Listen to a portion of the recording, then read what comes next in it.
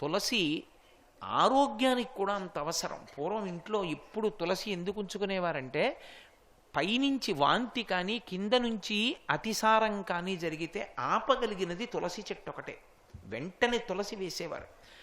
చెవి సంబంధమైన ఏదైనా వస్తే తులసి రసం పోసి ఇంద్రియాన్ని కాపాడతారు. ఎందుకంటే చెవి ప్రధానం. చెవియే జ్ఞానమునకు కారణం. ఇప్పుడు ఇక్కడ మీరు కూర్చుని ఏదైనా నా దగ్గర తెలుసుకోవాలి అంటే చెవి ప్రధానం. ఈ చెవిని రక్షించుకోవడానికి తులసి రసం పోస్తారు. ఏదైనా నిప్పో ఏదో వస్తే తులసి రసం పోస్తే చెవిని కాపాడుతుంది తులసి. అంత గొప్పది ఆయుర్వేదంలో. అందుకే తులసి చెట్లు ఉన్న చోట మీరు సాధారణంగా చూడండి, దాన్ని గొంగళి పురుగులు ఇటువంటివి ఆవహించవు. పైగా దానికి నిలవదోషం లేని పువ్వు. తులసికి ఒక లక్షణం ఉంది. అయితే తులసి ఎప్పుడు పడితే అప్పుడు కొయ్యకూడదు. కొన్ని తిథులు ఉన్నాయి. ఆ తిథుల్లో తులసి చెట్టును ముట్టుకోకూడదు, పత్రి కొయ్యకూడదు. ఆ తులసి తెచ్చి ఇంట్లో ఉంచుకుంటే మీరు కొన్నాళ్ల పాటు పూజ చేయొచ్చు. మారేడుకు మరీ ఎక్కువ, అవి ఎండిపోయినా చేయొచ్చు. కాబట్టి ఇన్ని శక్తులు ఉన్నది. అందుకే నమస్తులసి కళ్యాణి, నమో విష్ణు ప్రియే శుభే, నమో మోక్ష ప్రదే దేవి, నమస్సంపత్ ప్రదాయకే. ఈ శ్లోకం చెప్పి నీళ్లు పొయ్యాలి తులసి కోటలో. తులసి కోటలో నీళ్లు పోశారండి అంటారు ఇళ్లల్లో. చూడండి, అలా అనడానికి కారణం ఏమిటో తెలుసా? అనేకమైనటువంటి చెట్లు ఏడుస్తాయి ఒక ఇల్లు కట్టుకుంటే. మనం ఎందుకు ఏడుస్తాయంటే చెట్లకి ప్రాణం ఉంటుంది. ఆ ప్రాణం కూడా వాటికి ఎలా ఉంటుందంటే, అది తొందరగా వ్యానం విడిచిపెట్టదు దాన్ని, అది పట్టుకుంటుంది చెట్టుని. అందుకే పెద్ద పెద్ద చెట్లని కొడితే, పూజ చేయకపోతే అక్కడ ప్రమాదాలు జరుగుతుంటాయి. ఆ చెట్టుని పడగొట్టి కోసి తెచ్చి చిత్రియ పట్టి మనం తలుపులు కిటికీలు పెడతాం. అవి ఏడుస్తాయి. నన్ను ఇలా తీసుకొచ్చి పెట్టాడు, పచ్చగా చెట్టుగా ఉండేదాన్ని నరికి తెచ్చాడని. అవి పడుతున్న బాధ పోవాలంటే వాస్తుహోమం చేసి గృహప్రవేశం చేస్తారు. రామాయణంలో రాముడే చెప్తాడు, దీర్ఘాయుష్మంతుడు కావాలి, ఇంట్లో ఉన్న యజమాని సంతోషంగా ఉండాలి అంటే తప్పకుండా వాస్తుహోమం చెయ్యాలి అని చెప్తాడు లక్ష్మణస్వామితోటి. కాబట్టి ఆ చెట్లకి ఇన్ని చెట్లు నరికి తెచ్చి ఇంట్లో కిటికీలు తలుపులు పెట్టుకున్నటువంటి దోషం విరిగిపోవాలంటే కొన్ని చెట్లు పెంచి నీళ్లు పొయ్యాలి. అన్ని చెట్లు పెంచడానికి నీకు ఇల్లు లేకపోతే తులసి కోటలో ఇన్ని నీళ్లు పోస్తే చాలు. ఆ తులసి లక్ష్మీస్వరూపం కనుక శ్రీ మహావిష్ణువు అత్యంత ప్రీతి. అయితే ప్రీతి అన్న మాటలో మీరు ఒకటి అర్థం చేసుకోవాలి. ఆయనకి తులసి అంటే ఇష్టం, రావంటే ఇష్టం లేదు అలా ఉండదు. ఒకటి ఇష్టం అంటే ఒకటి ఇష్టం లేదనేనా కాదా దాని అర్థం? నాకు జంతికలు అంటే ఇష్టం అండి అన్నాను అనుకోండి, నాకు ఇష్టం లేనిది కూడా ఒకటి ఉందనేనా దాని అర్థం? మీకేమి ఇష్టం అండి అని అడిగారు అనుకోండి, నేను నవ్వి నాకు ఇష్టం కాంది లేదండి అన్నాను అనుకోండి, అన్నీ ఇష్టం అని అర్థం కాదు. విష్ణువుకి తులసి అంటే ఇష్టం అని నేను అన్నాను అనుకోండి, అంటే ఇష్టం లేనిది ఏదో ఉందనేనా అర్థం? ఒకటి ఇష్టం లేనివాడు విష్ణువు ఎందుకు అవుతాడు? పరమేశ్వరుడు ఎలా అవుతాడు? ఆయనకి ఇష్టం కాదు తులసి. తులసి మన అదృష్టం. ఎందుకో తెలుసా? లక్ష్మిని నారాయణునితో చేర్చడం కళ్యాణము ద్వారానే సాధ్యం. లక్ష్మిని నారాయణుడి పక్కకి చేర్చాలనుకోండి, ఎలా? కళ్యాణం చేయాలి, అవునా? లక్ష్మీనారాయణ కళ్యాణం చేస్తే లక్ష్మిని నారాయణుడి పక్కకి సమంత్రకంగా చేరుస్తారు. జీవుడు బ్రహ్మముతో ఐక్యము పొందినట్టు. కళ్యాణం వేరు, వివాహం వేరు. చాలామందికి వచ్చేటటువంటి పనికిమాలిన సందేహం ఏమిటంటే, భగవంతుడికి ఎందుకంటే నీ పెళ్ళిళ్ళు అంటుంటారు. అది పెళ్ళి కాదది, అది కళ్యాణము. నేను పెళ్లి చేసుకున్నప్పుడు నా శుభలేఖ మీద కళ్యాణ శుభలేఖ అని వేసుకోకూడదు, అది వివాహ శుభలేఖ. నేను ఎత్తుకున్నది వివాహము. వివాహము అంటే విశిష్టమైనటువంటి పరమేశ్వరుణ్ణి పొందడానికి నేను ఆశ్రమం మారాను. బ్రహ్మచర్యం నుంచి గృహస్థాశ్రమంలోకి వెడుతున్నాను. అందుకని అది వివాహం. పరమేశ్వరుడిది వివాహం కాదు, కళ్యాణం. కళ్యాణం కాబట్టే అమ్మవారి వైపు నుంచి చెప్పాలి తప్ప అయ్యవారి వైపు నుంచి చెప్పకూడదు కళ్యాణాన్ని. ఎప్పుడు రామ కళ్యాణం చేస్తున్నామండి అనరు, సీతా కళ్యాణం చేస్తున్నామంటారు. నేను మొన్న మీతో అన్నాను కదా, శ్రీ. అందుకే అమ్మవారితో ఉన్న స్వామిని ఉపాసన చేయాలి. జీవబ్రహ్మైక్య సిద్ధికి అమ్మవారు లేకపోతే కళ్యాణం ఎలా చేస్తారు నాకు చెప్పండి? ఎలా కుదురుతుంది కళ్యాణం చేయడం? కుదరదు, కళ్యాణం చేయలేరు మీరు. అమ్మవారిని అయ్యవారితో చేరుస్తారు. అందుకే సీతా కళ్యాణం, రుక్మిణీ కళ్యాణం, పార్వతీ కళ్యాణం, పద్మావతీ కళ్యాణం అంటాం తప్ప శివ కళ్యాణం, రామ కళ్యాణం, కృష్ణ కళ్యాణం అనరు. అమ్మవారు అయ్యవారి వైపు గెడుతుందంటే జీవుడు బ్రహ్మముతో కలుస్తాడు. జీవ బ్రహ్మైక్య సిద్ధికి కళ్యాణం అని పేరు. ఇన్ని జన్మలకైనా కోరుకోవలసింది ఏదంటే జీవ బ్రహ్మైక్య సిద్ధి. అదే జ్ఞానము, అదే మోక్షము. అది మనుష్య జన్మ యొక్క చిట్ట చివరి ప్రయోజనము, మొదటి ప్రయోజనము, మధ్య ప్రయోజనము, పరిపూర్ణ ప్రయోజనము. అందుకే కళ్యాణాలు తరచుగా చేస్తుంటారు. ఎక్కడ చూసినా కళ్యాణం అండి, కళ్యాణం అండి, కళ్యాణం అండి అంటూ ఉండడం, కళ్యాణం టికెట్లు కొనుక్కుంటూ ఉండడం, కళ్యాణం చేయించుకుంటూ ఉండడం, నేను కళ్యాణం చేసి వచ్చానండి అంటూ ఉండడం. ఎందుకు వచ్చింది? కళ్యాణమే జీవితంలో అత్యంత ప్రధానమైనటువంటి అంశము. అందుకే మీరు ఉత్సవాలు ఎన్ని చెయ్యండి, చిట్ట చివర దేంతో ముగించాలంటే శాంతికర కళ్యాణంతో ముగిస్తారు. శాంతికర కళ్యాణము అంటారు. వీళ్ళిద్దరూ కలుసుకున్నటువంటి శుభవేళ లోకము భయములను పోగొట్టుకొనుగాక, అందరూ శాంతి పొందెదరుగాక. ఆ శాంతికి కారణం జీవబ్రహ్మైక్య సిద్ధి. అయ్యవారు అమ్మవారు కలిసి కూర్చున్నట్లుగా మనం దర్శనం చేయడం. ఇది సాధించడానికి రోజూ మీరు ఇంట్లో కళ్యాణం చెయ్యగలరా? చెయ్యలేరు. తులసి లక్ష్మి కనుక తులసి దళాన్ని పట్టుకెళ్ళి విష్ణుమూర్తి యొక్క పాదముల యందు ఉంచారనుకోండి, అయిపోయింది కళ్యాణం. మీరు కళ్యాణం చేసినట్టు. అందుకు ప్రీతి ఆయనకి కాదు, ప్రీతి మనం అదృష్టవంతులం. ఎలా అదృష్టవంతులం? తులసి దళాన్ని తీసుకెళ్ళి విష్ణువు పాదం మీద వేస్తే లక్ష్మిని నారాయణునితో చేర్చిన ఫలితాన్ని పొందేశాం. కళ్యాణం చేసేసినట్టు. మెడలో మాల వేస్తారు, తులసి మాల వేస్తే ఆయన వక్షస్థలమునందు ఉంటుంది లక్ష్మి. ఆయన చాలామంది ఒక మాట అంటూ ఉంటారు, మీరు ఎప్పుడైనా శ్రీ మహావిష్ణువు యొక్క మూర్తిని చూస్తే లక్ష్మీదేవి కాళ్ళ దగ్గర కూర్చుని ఉంటుంది. ఏమండి, భగవంతుడు కూడా ఇలా ఉంటాడేమిటండి? భార్యని ఏదో పక్కన కూర్చోబెట్టుకునో ఏదో కాకుండా తీసుకెళ్ళి కాళ్ళ దగ్గర కూర్చోబెట్టుకుంటాడు. ఎప్పుడు లక్ష్మీదేవిని చూడండి కాళ్ళు ఎత్తుతూనే ఉంటుంది. ఏంటంటే అలా మొగుడు కాళ్ళు పడుతూనే ఉండాలా భార్యలంటే అంటారు. మీరు జాగ్రత్తగా అర్థం చేసుకోండి, విష్ణువు ఎప్పుడూ లక్ష్మీదేవిని నా కాళ్ళు పట్టు అని అడగలేదు. ఆమె పడుతుంది కాళ్ళు. కాళ్ళు పట్టడం అన్న మాటకు అర్థం ఏంటంటే ఆయన ఎటు వెడతాడో ఆమె అటు వెడుతుంది. అటు వెడుతుంది కాబట్టి, తనని అనువర్తించింది కాబట్టి, ఆమెకి ఆయన అంటే అంత ప్రీతి కాబట్టి ఇప్పుడు విష్ణువు ఎక్కడ పెట్టుకున్నాడు? ఆవిడ్ని గుండెల్లో పెట్టుకున్నాడు. లక్ష్మీం క్షీరసముద్రరాజతనయాం శ్రీరంగధామేశ్వరీం. ఆమె శ్రీరంగనాథుని యొక్క హృదయ భాగమునకు చేరింది, గుండెల్లోకి చేరింది. ఎందుకు? పాదాల దగ్గర కూర్చుంది కాబట్టి, అనువర్తించింది కాబట్టి. అలా విష్ణువు ప్రతిజ్ఞలో ఒక ప్రతిజ్ఞ, ఏకేన తులసిమాత్ర దళేనాపి నరోత్తమా పూజయేత్ భక్తిభావేనా తం రక్షామీతి మత్మనః అని. నేను నిజంగా ప్రీతి పొందాలి అంటే నువ్వు నాకు ఎన్ని పువ్వులు తెచ్చి పూజ చేస్తున్నావు, ఎన్ని బంగారు కవచాలు పెడుతున్నావన్న దానితో నేను సంతోషపడను. నువ్వు పరమ ప్రేమతో ఒక్క తులసి దళాన్ని తీసుకొచ్చి నా పాదాల మీద పెట్టు, నేను పరిపూర్ణమైన తృప్తి పొందుతాను. తులసి మీకు ఏదో కష్టపడి సంపాదించవలసినటువంటిది కాదు. తులసి ఎక్కడ పడితే అక్కడ మురుస్తుంది.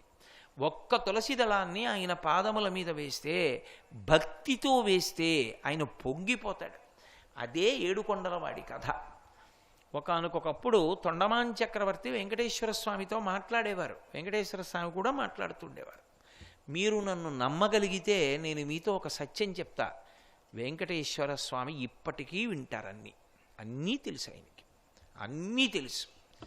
ఎవరిని కొండ మీదకి రానివ్వాలో తెలుసు, ఎవరిని రానివ్వకూడదో తెలుసు.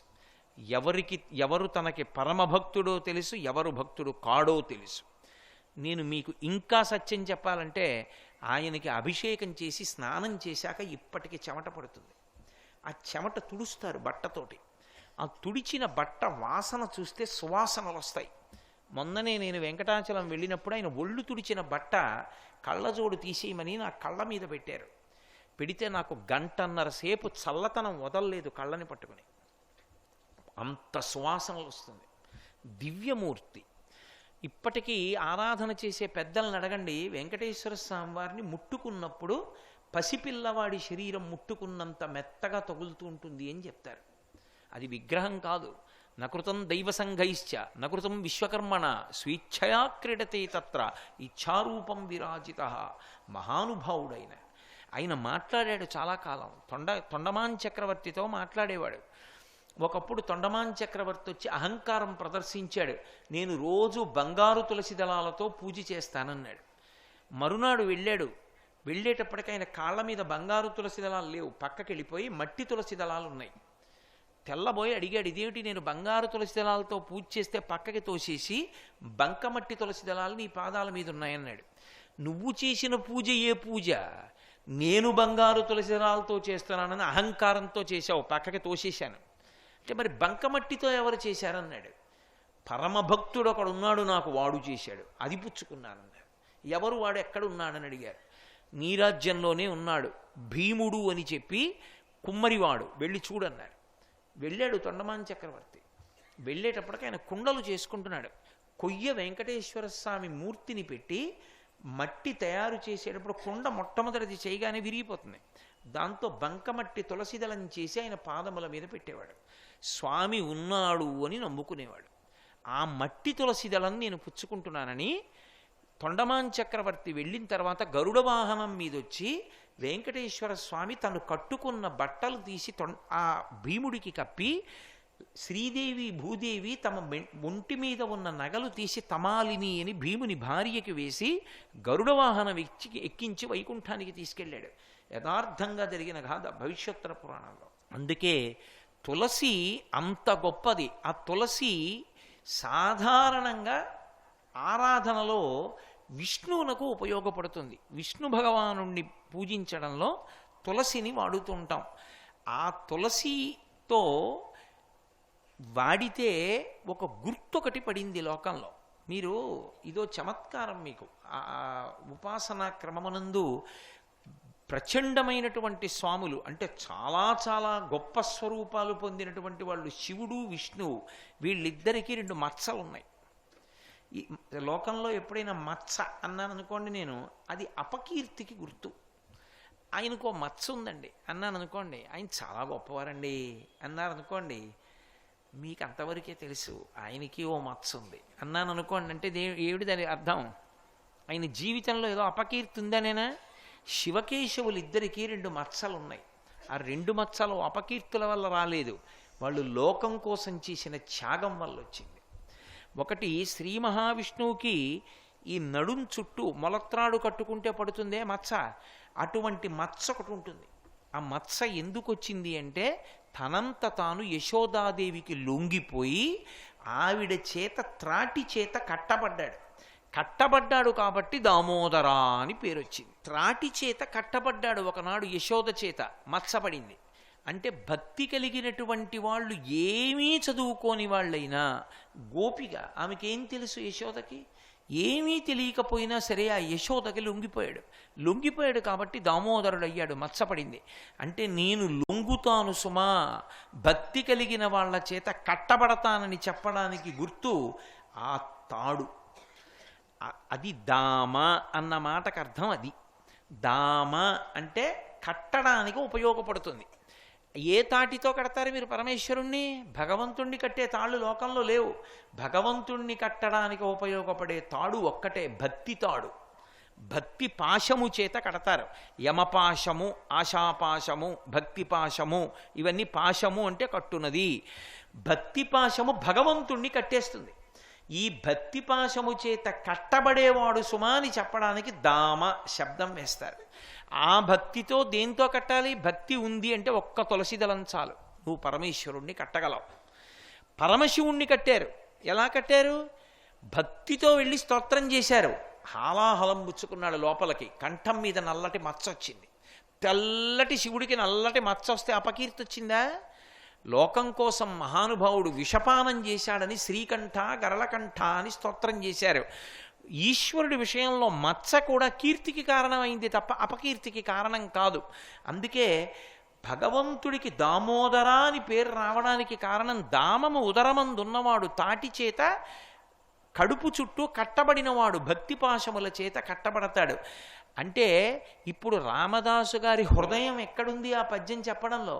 శ్రీ రఘురామ చారు తులసీదళదామ అంటే ఒక్క తులసిదళంతో నిన్ను ప్రీతితో రామాని పిలిచి పూజ చేస్తే చాలు. రామా, నువ్వు కట్టబడతావు, నువ్వు అనుగ్రహిస్తావు.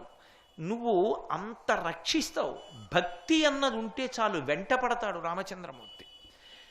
త్యాగరాజస్వామి ఒకానొకప్పుడు దక్షిణ దేశంలో యాత్రకు వెళ్ళారు. ఒక ప్రత్యేక కారణానికి వెళ్ళారు. ఇప్పటికీ త్యాగరాజస్వామి ఎక్కడ ఉండి కీర్తనలు చేశారో కంచిలో ఆ దేవాలయం ఉంది. త్యాగరాజస్వామి తిరిగి వచ్చేస్తున్నారు. వస్తున్నప్పుడు ఒక జమీందారు త్యాగరాజస్వామి వారికి డబ్బు ఇస్తానన్నాడు. శిష్యుడు అన్నాడు, మా గురువుగారు అలా డబ్బులు పుచ్చుకోరు, మా గురువుగారు అలవాట్లేదన్నాడు. అంటే ఏదో కొంత డబ్బు ఇచ్చి ఆ జమీందారు అన్నాడు, మీ గురువుగారు సీతారామ కళ్యాణం చేస్తుంటారట కదా ప్రతి సంవత్సరం శ్రీరామనవమికి, ఆ కళ్యాణంలో వాడుకోండి అన్నాడు.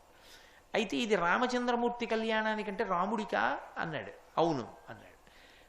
దాచుకోవడానికి పెట్లు అవి ఏం లేవు త్యాగరాజు గారికి. త్యాగరాజు గారిని పల్లకీలో కూర్చోబెట్టి శిష్యులు మోసి తీసుకెళ్లేవారు. త్యాగరాజు గారు కూర్చునే పల్లకీలో బొంత కింద పెట్టాడు ఆ డబ్బు శిష్యుడు. పల్లకి తీసుకుని వెళ్ళిపోతున్నారు అడవిలో. ఎదురు నుంచి జనం పరిగెత్తుకొచ్చారు. ఎందుకు పరిగెత్తుకొస్తున్నారన్నారు త్యాగరాజస్వామి. ఏమీ లేదండి, దారి దొంగలు వస్తున్నారు, పారిపోతున్నాం ఇటు తిరిగి అన్నారు. అంటే మన దగ్గర ఏముందిరా పారిపోవడానికి, పదండి అన్నారు త్యాగరాజస్వామి. శిష్యుడు అన్నాడు, అయ్యా ఉందండి అన్నాడు. ఏ ఉందన్నారు. మీ బొంత కింద డబ్బు ఉందన్నారు.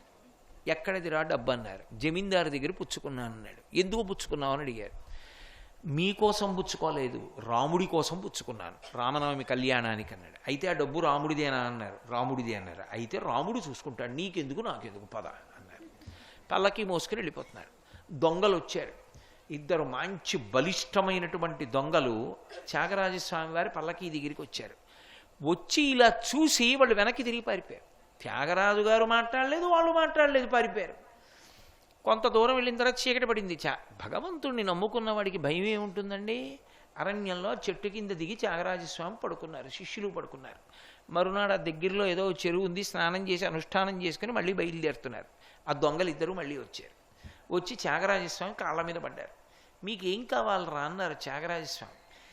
ఏమీ అక్కర్లేదు కానండి, నిన్న మీ పల్లకీ దగ్గర ఇద్దరు కనపడ్డారు. ఇద్దరు కోదండాలు పట్టుకుని ఉన్నారు, మెరిసిపోతున్నారు కిరీటాలు పెట్టుకుని. ఒక ఆయన నల్లటి మబ్బు పట్టిన మేఘం ఇందాక వచ్చిందే, అది ఎలా ఉంటుందో ఆ రంగులో ఉన్నాడు. ఒక ఆయన ఎర్రగా ఉన్నాడు. మీ పల్లకీ దగ్గరికి మేము వచ్చేటప్పటికి వాళ్ళిద్దరూ వింటినారి సారించారు. మేము హడిలిపోయి పారిపోయాం. కానీ ఎంత అందంగా ఉన్నారండి వాళ్ళిద్దరూ. చంపేస్తే చంపేశారు, కానీ ఓసారి చూద్దామని వచ్చాను, చూపించండి అన్నారు. త్యాగరాజస్వామి ఏడిచారు. ఒరే మీకైందిరా రామలక్ష్మణ దర్శనం, నాకు అవ్వలేదని. తనని నమ్ముకున్నటువంటి భక్తుణ్ణి కాపాడడానికి రామలక్ష్మణులు ఇద్దరూ కూడా త్యాగరాజస్వామి వారి పల్లకీ పక్కన నడిచారు. ఆయన పల్లకీలో కూర్చుని ఉండగా నమ్ముకున్నటువంటి వాడికి భక్తి అనేటటువంటి తాటి చేత రాముణ్ణి కట్టవచ్చు. రాముడు వెంట తిరుగుతాడు. నా ఇంట ఆవు దూడని నేను తాడు పట్టుకుంటే నా వెనక వచ్చినట్టు భక్తి అన్నది ఉంటే వాడి వెంట రాముడు నడుస్తూ ఉంటాడు. కాబట్టి తులసి చేత కట్టబడిన వాడు అన్నప్పుడు చారు శబ్దం. ఎందుకంటే ఇంత భక్తికి లొంగిపోయేటటువంటి వాడివా రామా, ఇంత గొప్పవాడివై భక్తి ఉంటే చాలు లొంగిపోతావా, వెంట తిరుగుతావా? అందుకని చారు తులసి దళదామా. ఒక్క త్యాగరాజు గారికే కాదు, ఒకానొకప్పుడు తులసీదాస్ గారు చిన్న కుటీరం ఉండేది. ఆ కుటీరంలో పడుకుని నిద్రపోతున్నారు. నిద్రపోతుంటే ఇద్దరు దొంగలు వచ్చి ఆ కుటీరానికి కన్నం వేసి లోపలికి వెళ్ళారు. లోపలికి వెళ్ళి ఉన్నవి ఉన్నాయి అక్కడ, ఏదో ఆచమనం చేసే పాత్ర, అభిషేకం చేసుకునే పాత్ర, ఉద్ధరిణి, 4 గిన్నెలు, 2 గ్లాసులు దొరికాయి. అవే మూట కట్టుకుని బయటికి వెళ్ళిపోదామని ముందు తల పెడతారు కదా బయటికి వెళ్ళేవాళ్ళు. కన్నంలోంచి బయటికి తల పెట్టారు.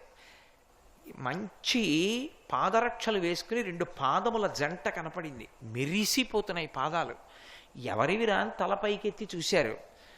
మెరిసిపోతున్నాడు. ఆజానబాహు మరవింద దళాయతాక్షం, విశాలమైనటువంటి నేత్రములతో మోకాళ్ళ వరకు వేలాడుతున్న చేతులతో కోదండం పట్టుకుని ఉన్నాడు.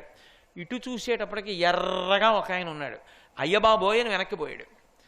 మళ్ళీ గంటాగి బయటికి వచ్చి చూడడం, మళ్ళీ ఇద్దరు ఉండడం, మళ్ళీ వెనక్కి పోవడం.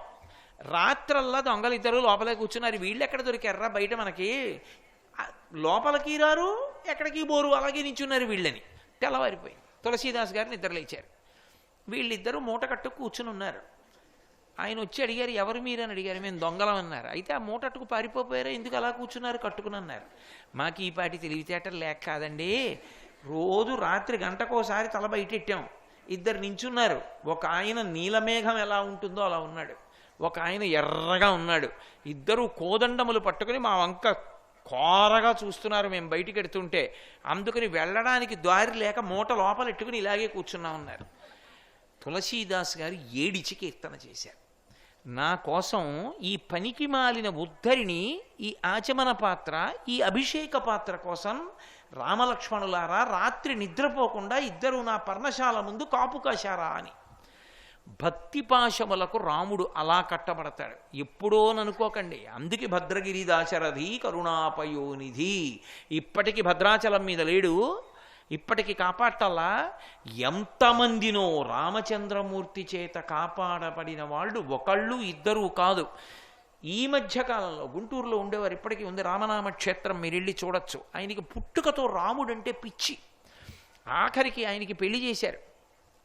పెళ్లి చేస్తే పిచ్చయ్య గారని పేరు ఆయనకి.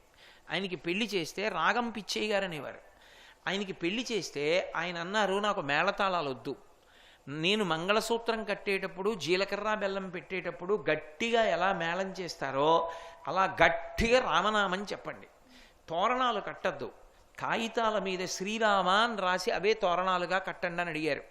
ఆయన కోట్ల శ్రీరామనామం రాసి పల్లకీలో పెట్టుకుని మన మారేడుమిల్లి దారి మించే వెళ్ళారు. పల్లకీలో రామనామం పెట్టుకుని భజన చేస్తూ రామనామం చెప్తూ భద్రాచలం చేరుకున్నారు. తెల్లవారి ఆ రాత్రి వెళ్ళేటప్పటికీ 7, 8 అయిపోయింది. గోదావరిలో స్నానం చేశారు.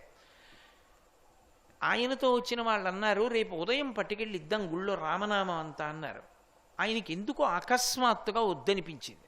వద్దు, ఇప్పుడు ఇచ్చేసేద్దాం అన్నారు. పట్టుకెళ్ళి ఇచ్చేశారు. రామనామం అంతా ఇచ్చేసి రాముడి పాదాల దగ్గర పెట్టేసిన తర్వాత కిందకొచ్చి రామచంద్రమూర్తి ఆలయం వంక చూశారు. మహానుభావుడికి ఏ దర్శనమైందో 2 చేతులెత్తి శ్రీరామా అని నమస్కారం చేస్తూ ప్రాణం వదిలేశారు.